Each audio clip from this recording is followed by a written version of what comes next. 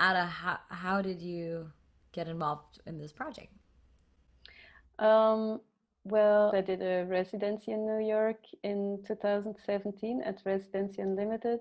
Like, as I work with textiles and a whole production of um, making natural dyes and connecting that to my surroundings.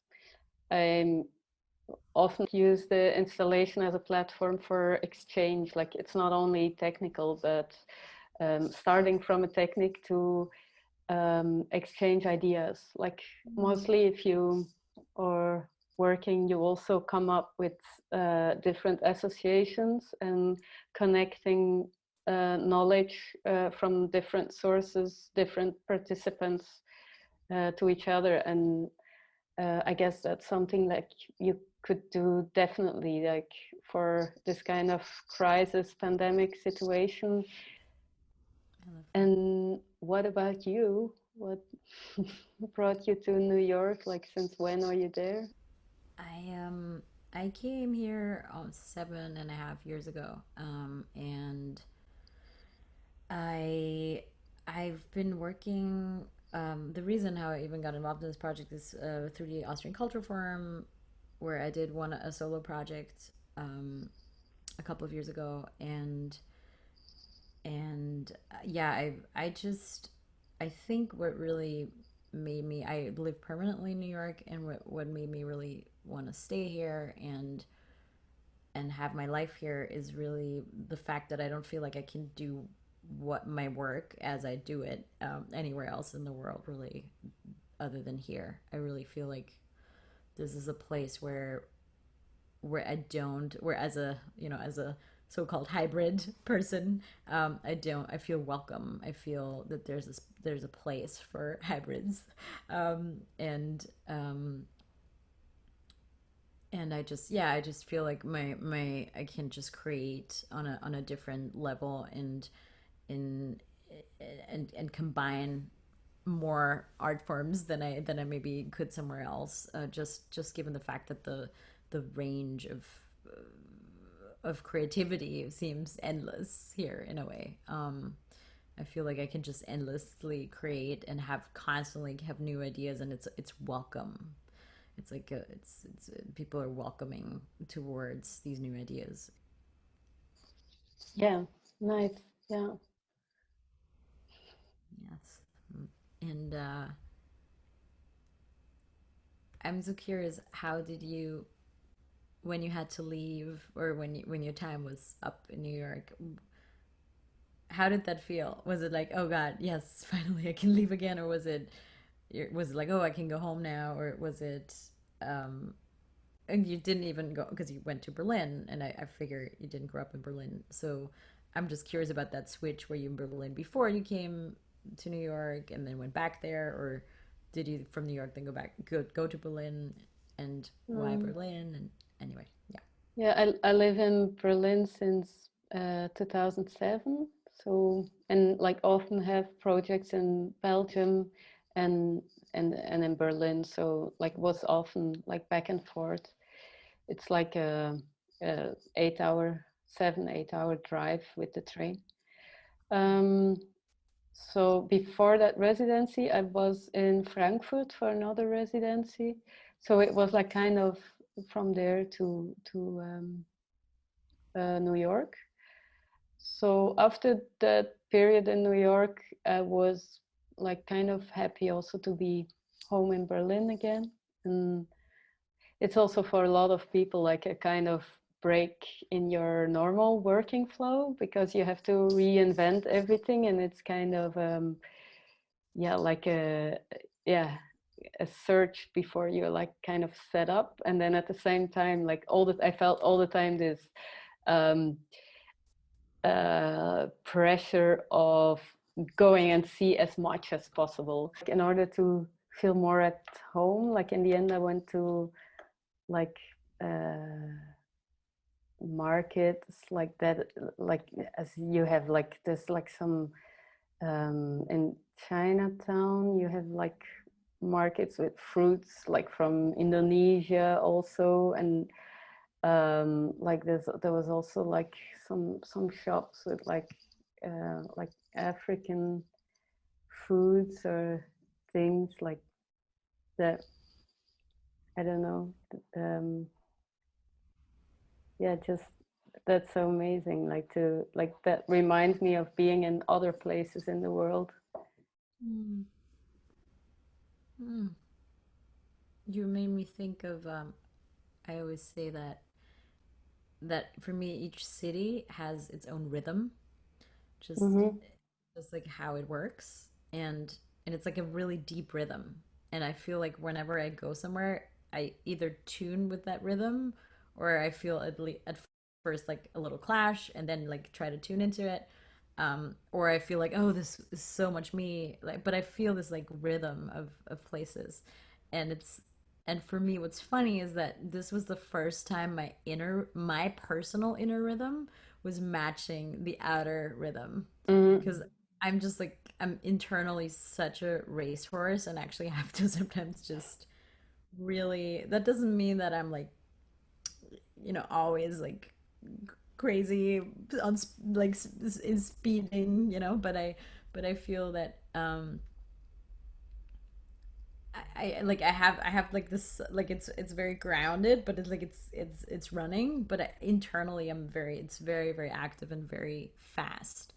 And I lived in Montreal before New York. Before coming to New York, I was in Montreal for 4.5 years, and loved it there, and really thought that that was going to be my home, and I was going to stay there forever and like die there, and like just have my life there, and that's it. And I as much as I felt at home there, I never fully felt that we had the city and I had the same rhythm.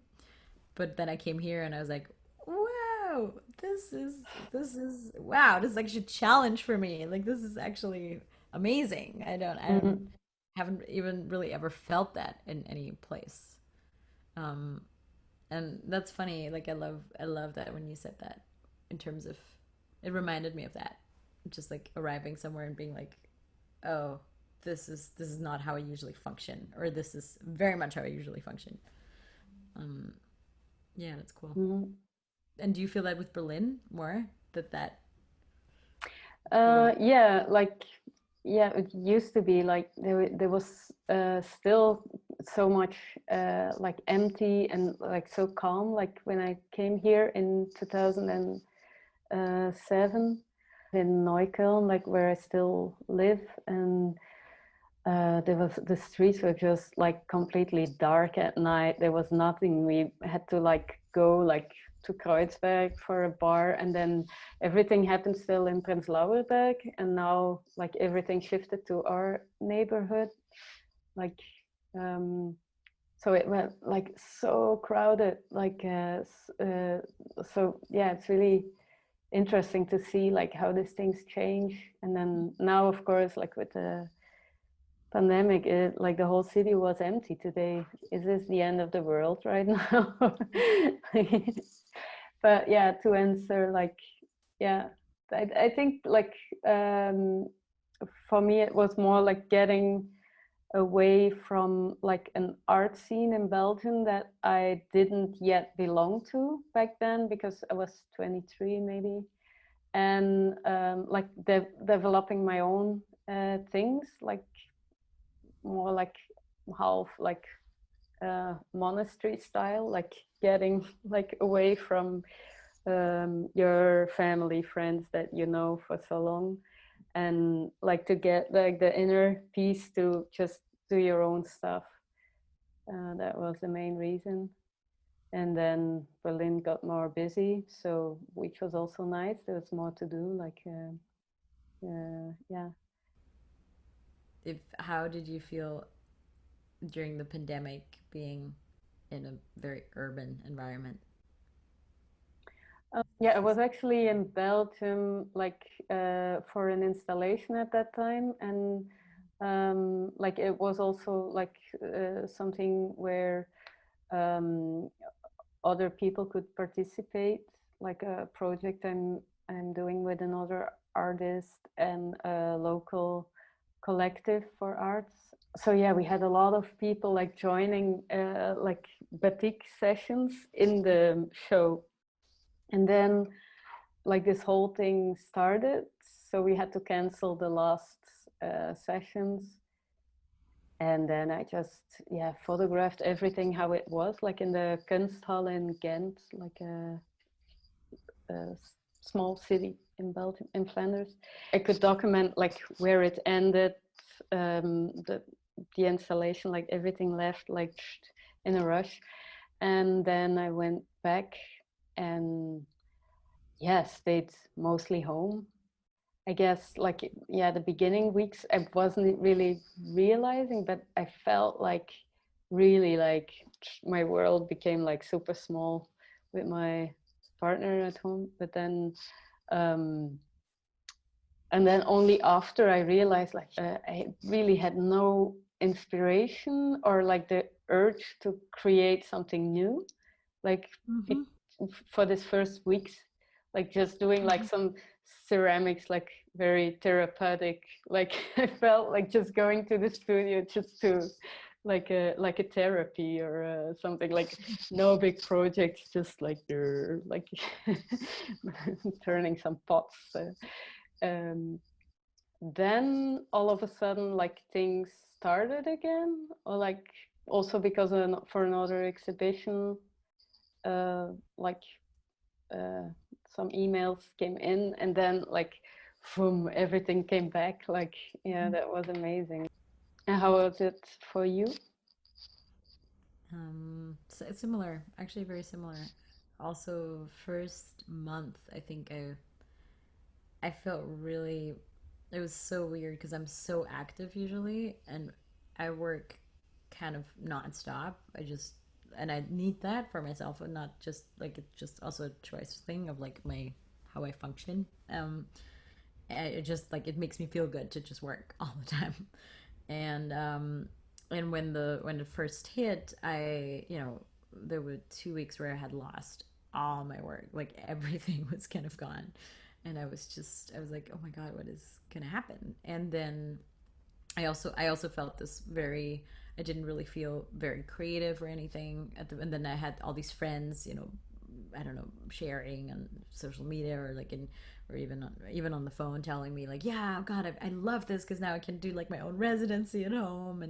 And I was just like, oh god, what's wrong with me? Why can't and I feel like a lot of artists were in those shoes too, of being, God, what's wrong with me? Like, I don't feel creative right now, and everybody's treating this as this amazing creative time because you can just be home and create. And I was just like, how can I Yeah, even survive? And it was just this very existential feeling in a way. And then I talked to other artists who are also feeling a bit like more like me. And then I discovered talking to multiple artists, which mostly my friend circle, mostly artists, seeing like the people who are identifying a little more as introverts, they were having the time of their lives, and the people who were more identified as extroverts, they were just dying. It was just like they were feeling so isolated and weird, and kind of, I had moments where I felt like my had been cut off because I use my body all, like that's what I do in all my work, even if I just do a vocal piece, it's my body, it's really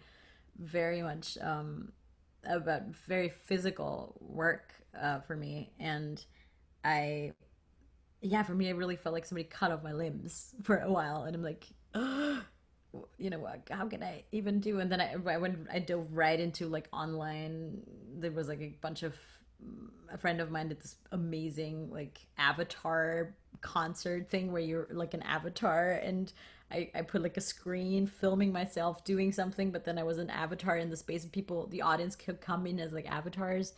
Like crazy, amazing, but also super weird. And I was really, funny enough, very nervous. I'm barely ever nervous when I perform. I'm very excited, but I'm not like nervous per se. But this whole tech thing, I was also my first Facebook live stream or something. I was like, oh my god, this is so weird. And I haven't mm-hmm. done many of those, in fact, but I did do a lot of like online concerts, mostly collaborations with other people, and then just one or two solos. But I do, and all of these things were mostly as an improviser. And then I had the same thing where things started coming in, commissions started coming in, and I was just like, I was really excited. I was just, okay, great. So I can, focus now again on the work and keep working. Even though some of them are more long term and a bit more in the future, and you don't know what the future even is going to be, but um, that was important. That's just like something for me to grasp on and be like, okay, I can breathe. Like there's this coming in a way. Yeah, and that like just that your brain is still functioning, because Right. I felt like really like, oh, I'm standing still here, like, and that's, yeah, like even though like if projects might get canceled or something, or just finding new ways of like how something can then function in this new situation we're dealing with.